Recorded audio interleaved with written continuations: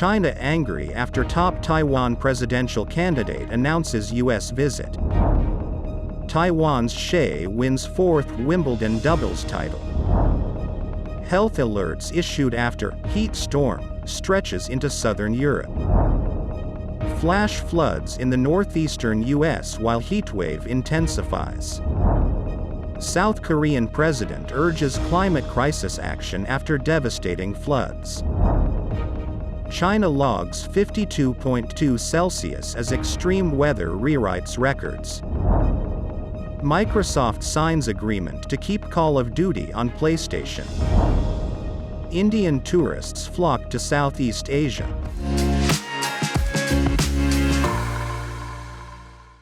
Hello, I'm Johnny. Thank you for joining us on Funday News. It's Tuesday, July 18th, and here are your top stories.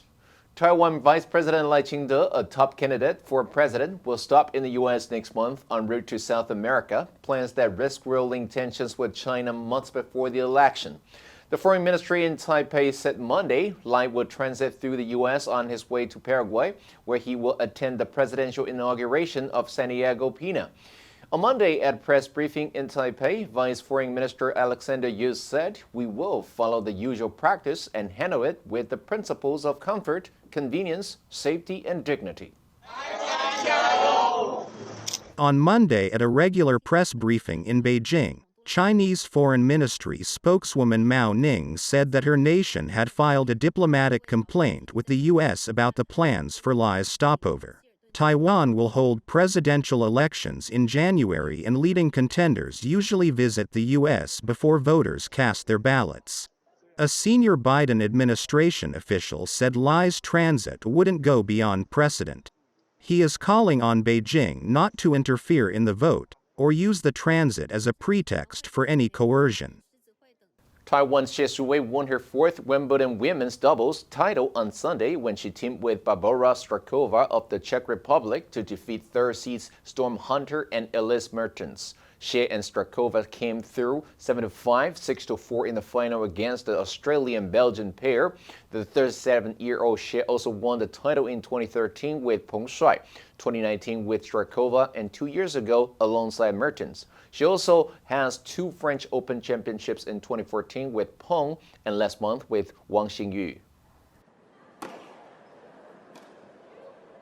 After their victory, 37-year-old Barbara Strychova said, "It's a great fairy tale because it's my last Wimbledon playing ever, so I couldn't ask for a better finish.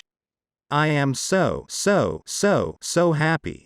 Hsieh and Strychova finished the tournament with the loss of just one set in their 6 wins, while their combined ages make them the oldest women's doubles pair to reach a Grand Slam final, let alone win one, breaking a mark set by Liesl Huber and Lisa Raymond, who were 35 and 38, respectively, when they won the U.S. Open in 2021. Italy issued hot weather red alerts for 16 cities on Sunday, with meteorologists warning that temperatures will hit record highs across southern Europe in the coming days. Spain, Italy, and Greece have been experiencing scorching temperatures for several days already, damaging agriculture and leaving tourists scurrying for shade. However, a new anticyclone dubbed Sharon pushed into the region from North Africa on Sunday, which could lift temperatures above 45 Celsius in parts of Italy early this week. With our weather, our climate, our future. Italy's health minister Orazio Schillaci said people should take extreme caution when visiting Rome's famous ruins. Greece closed the ancient Acropolis during the hottest part of the day last Friday. In Spain, forecasters warned of the risk of forest fires and said that it would not be easy to sleep during the night, with temperatures unlikely to fall below 25 C across the country. On the Spanish island of La Palma in the Canaries, at least 4,000 people had to be evacuated as a forest fire burned out of control following a heatwave. An extreme heat wave peaked in the western United States on Sunday, with temperatures reaching 53 Celsius in the California desert, while flash flooding continued to menace the Northeast, killing at least 5 people. Nearly a quarter of the U.S. population fell under extreme heat advisories, partly due to a stubborn heat dome that has been parked over western states. While baking parts of the country, the heat dome has also helped generate heavy rains in the Northeast, a pattern expected to continue for days, if not for weeks. The prescription? Water and lots of it, as tourists brave Death Valley, California, simmering to reach record highs. The heat warnings spread from the Pacific Northwest, down through California, through the Southwest and into the Deep South and Florida. According to the U.S. National Weather Service, Death Valley, California, officially reached 53°C on Sunday, although the famed temperature display sign outside the Furnace Creek Visitors Center showed 56°C. The service said widespread record-breaking high temperatures are likely to be recorded across the Southwest, in the western Gulf Coast and also in South Florida.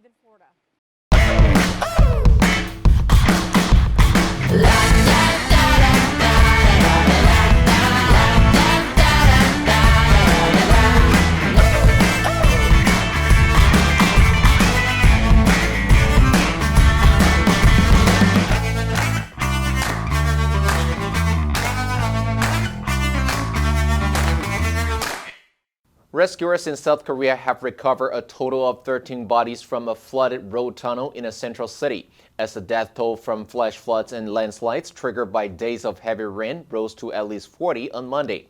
The devastation prompted the country's president, Yoon Suk-yeol, to warn that the climate crisis had already made extreme weather a fact of life. Yoon said this kind of extreme weather event will become commonplace. We must accept climate change is happening and deal with it. Yoon said the idea that extreme weather linked to climate change is an anomaly and can't be helped needs to be completely overhauled. At the same time, Yoon called for extraordinary determination to improve the country's preparedness and response measures. Yoon ordered authorities to make an all-out effort to deal with the floods and promised support for recovery work, including designating special disaster zones in the hardest-hit areas. Fire officials estimated that the tunnel filled with water in as little as 2 or 3 minutes. According to the Monday edition of China's state-run Xinjiang Daily, temperatures at Sanbao Township in Xinjiang's Turpan Depression soared as high as 52.2 degrees Celsius on Sunday, setting a record for a country that was battling minus 50 degrees Celsius weather just 6 months ago, with the record heat expected to persist at least another 5 days.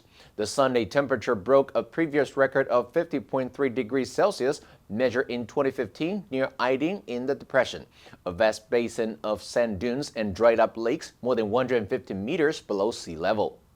Since April, countries across Asia have been hit by several rounds of record-breaking heat, stoking concerns about their ability to adapt to a rapidly changing climate. Prolonged bouts of high temperatures in China have challenged power grids and crops, and concerns are mounting of a possible repeat of last year's drought, the most severe in 60 years. China is no stranger to dramatic swings in temperatures across the seasons, but the swings are getting wider. Microsoft Gaming CEO Phil Spencer said in a tweet on Sunday, Microsoft has signed an agreement to keep Call of Duty on PlayStation following the acquisition of Activision Blizzard, a deal that could further ease concerns surrounding the acquisition's impact on competition.